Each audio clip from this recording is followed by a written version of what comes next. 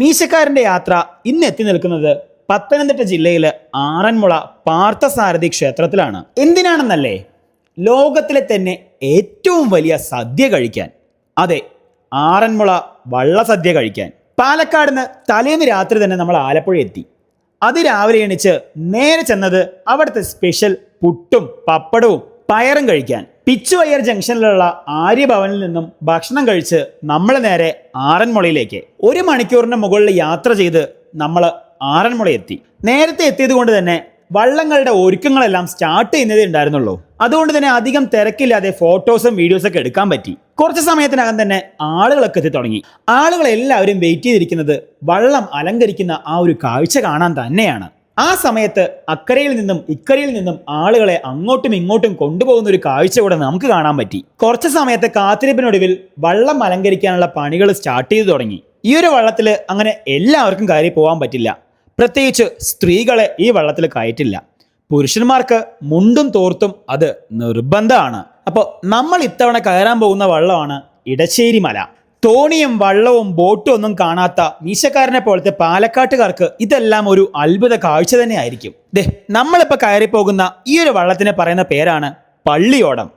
പള്ളിയോടം തുഴഞ്ഞു വേണം നമ്മൾ അമ്പലത്തിലേക്ക് കയറി ചെല്ലാൻ.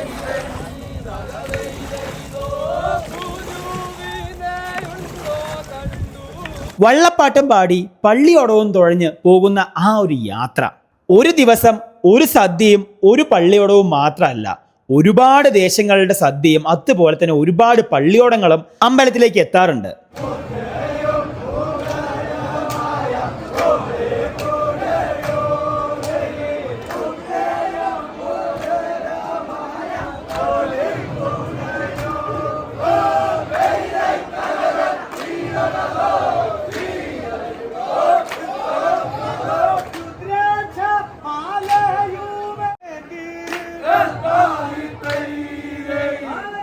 പുരുഷന്മാർ പള്ളിയോടം തുഴയുന്നത് പോലെ സ്ത്രീകൾക്ക് ഇമ്പോർട്ടൻസ് വരുന്നത് ഇവിടെയാണ്. പള്ളിയോടവും തുഴഞ്ഞ് ആറന്മുള പാർത്ഥസാരഥി ക്ഷേത്രത്തിലേക്ക് എത്തുന്ന പുരുഷന്മാരെ സ്വീകരിക്കാനായി അമ്പലത്തിൽ നിന്നും താലവുമേന്തിയ സ്ത്രീജനങ്ങൾ വള്ളക്കടവിൽ കാത്തു നിൽക്കുന്നുണ്ടാവും.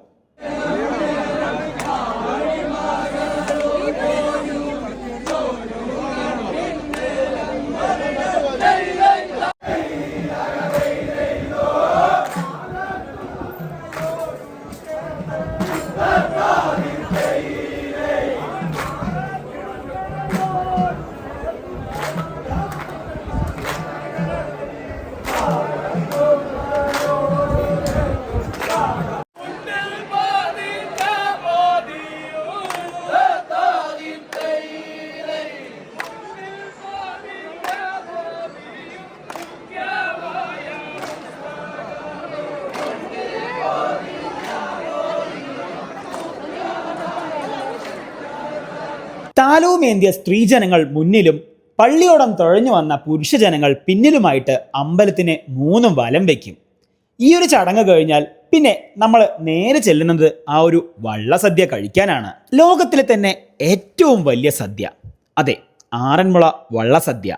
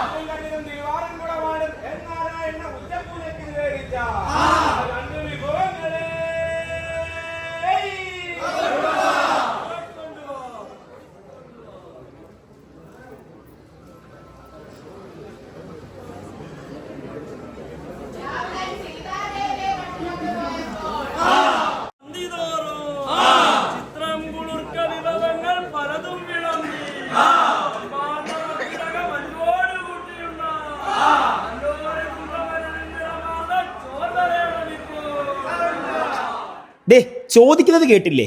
ഇതുപോലെ ചോദിക്കുന്ന വിഭവങ്ങൾ എല്ലാം തന്നെ അന്ന് നാളത്തെ വള്ളസദ്യ നടത്തിപ്പുകാർ വിളമ്പിക്കൊടുക്കണം. ഇല്ല എന്ന് പറയാനേ പാടില്ല.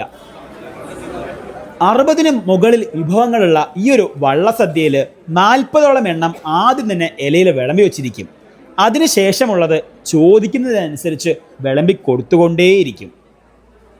7 തരം അച്ചാറ്, 8 ഉപ്പേരി, 7 തരം കൂട്ടുകറി, 6 തൊടുകറി, 4 മെഴുക്കുവരട്ടി, 8 ഒഴിച്ചുകറി, 6 തരം പായസം.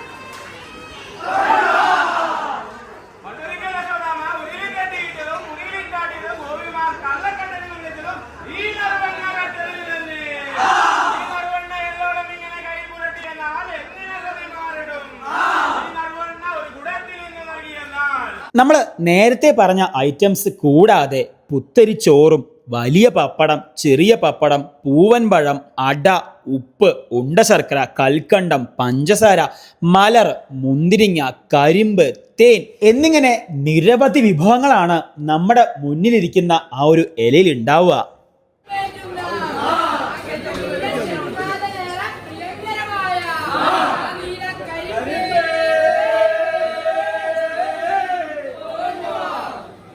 ഒരു തവണ കഴിച്ചവർക്ക് വീണ്ടും വീണ്ടും പോവാനുള്ളൊരു പ്രേരണ അത് തന്നെയാണ് ആറന്മുള വള്ളസദ്യ.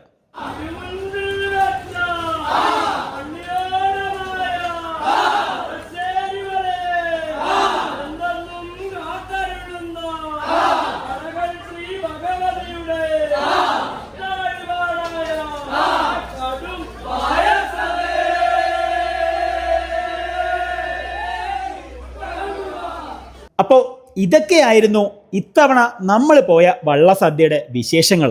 കർക്കിടകം 15 മുതൽ കന്നി 15 വരെയാണ് എല്ലാ വർഷവും ഇവിടെ ആറന്മുള വള്ളസദ്യ നടത്താറ്. നമ്മുടെ നാട്ടിലെ പോലെയൊന്നും അല്ല കേട്ടോ. ആദ്യം സദ്യയിൽ ചോറ് വരും, അത് കഴിഞ്ഞാൽ പിന്നെ നേരെ പായസം, അതും കഴിഞ്ഞാൽ പിന്നെയും ചോറും പുളിശ്ശേരിയും രസവും. പാലക്കാടുകാരനായ മീശക്കാരന് ഇതെല്ലാം ഒരു പുതിയ അനുഭവം തന്നെയായിരുന്നു. പഴമക്കാർ പറയുന്നത് പോലെ സദ്യ കഴിക്കുമ്പോഴേ ഇങ്ങനെ കഴിക്കണമെന്നാ പറയാറ്. അപ്പം അതുപോലെ തന്നെ നമ്മൾ ചെയ്തിട്ടുണ്ട്. നമ്മൾ കഴിച്ചിറങ്ങുമ്പോൾ ദേ കണ്ടില്ലേ, ഒരുപാട് ആളുകൾ പിന്നെയും ക്യൂവിലുണ്ടായിരുന്നു. ഇനി അടുത്തത് അവരുടെ ഊഴം. ഒരുപാട് നല്ല ഓർമ്മകൾ സമ്മാനിച്ച മറക്കാനാവാത്ത ഒരു ദിവസം. അടുത്ത വർഷം വീണ്ടും വന്ന് കഴിക്കണമെന്ന ആഗ്രഹത്തോടു കൂടി തന്നെ അമ്പലനടയിൽ നിന്നും നമ്മൾ ഇറങ്ങി. ഇത് കഴിഞ്ഞപ്പോഴാണ് നമ്മൾ അറിഞ്ഞത് അങ്ങ് ആലപ്പുഴയിൽ നെഹ്റു ട്രോഫി വള്ളംകളിയുടെ ട്രയൽ നടക്കുന്നുണ്ട് എന്ന്. അങ്ങനെ ട്രയൽ റണ്ണും കണ്ട് നമ്മൾ ആലപ്പുഴയിൽ നിന്നും വിട പറഞ്ഞു. അപ്പം ഇത്രയധികം സൗകര്യങ്ങൾ നമുക്ക് വേണ്ടി ചെയ്തത് നമ്മുടെ അവിടുത്തെ സുഹൃത്തായ വിപിനാണ്. അപ്പം അദ്ദേഹത്തോടുള്ള നന്ദിയും കൂടെ നമ്മൾ ഈ വീഡിയോയിൽ സൂചിപ്പിക്കുന്നു. അപ്പോൾ നിങ്ങൾക്ക് വേണ്ടിയുള്ള മീശക്കാരൻ്റെ യാത്രകൾ തുടരും.